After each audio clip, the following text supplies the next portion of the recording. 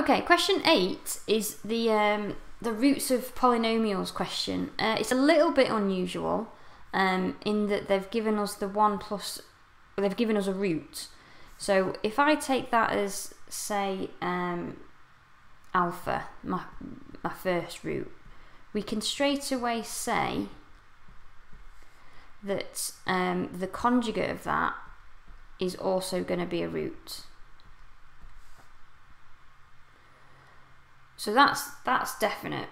They also tell us that the sum of the roots is 6. So if we know alpha and beta, we know that if we add on the third one, gamma, that we don't actually know at the moment, we know that the sum is 6. So if we also know that gamma is going to have to be a real root, so it's just going to be an a. It's not going to be an a plus bi. It doesn't matter if we don't assume that, if we don't know that it's going to be real or not, because it gives us the answer's a real number, and you can see that these two are going to cancel out. So if we add the two roots that we've got together,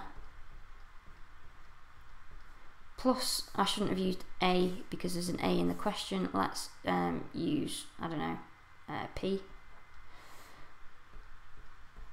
We know that they have to come to a total of 6.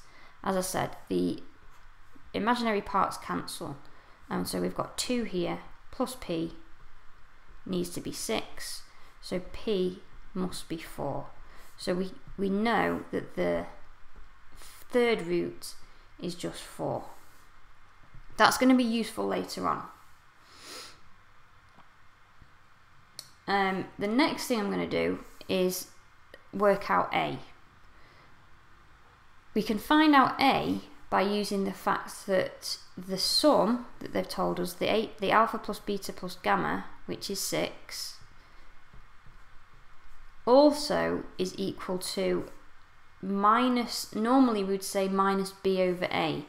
In this case, it's minus this number over this number, so it's minus a over 4.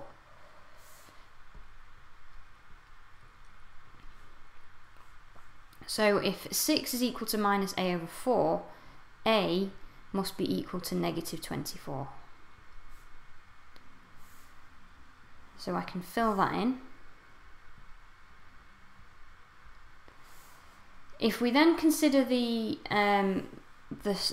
pairs of the products, so alpha beta plus alpha gamma plus beta gamma, which is, we usually say it's positive c over a, but in our case it's positive this one over this one, so positive b over 4.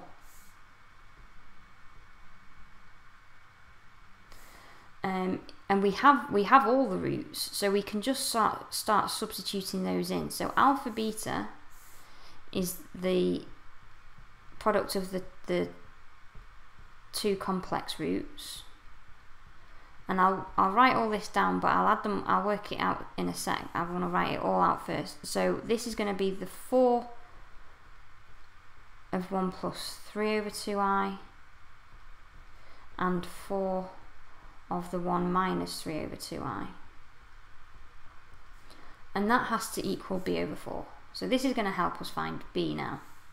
So this is the two conjugates, so we know that that's going to be 1 squared plus 3 over 2 squared, so 9 over 4. This is going to be just 4. Well, when I add these two together, it's just going to be 4, because 4 lots of the positive 3 over 2i and 4 lots of the negative 3 over 2i are just going to cancel. So I'm going to get plus 4 overall from here, plus 4 overall from here as well, and the i's will cancel.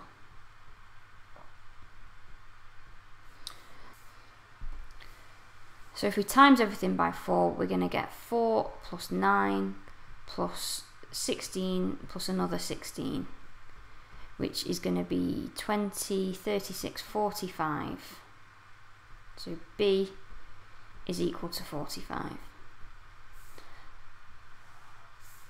So that's b sorted. And then the last one to get this c value is the product. So the product of the three roots, alpha, beta, gamma, needs to equal negative c in this question. Normally it's d, but c in this question over 4. So that's going to be 4 times 1 plus 3 over 2i, 1 minus 3 over 2i,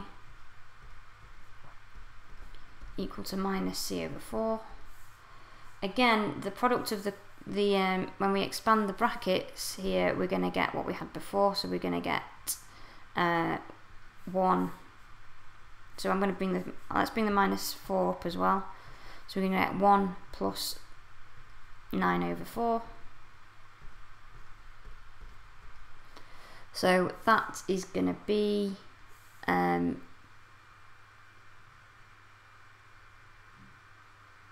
-52.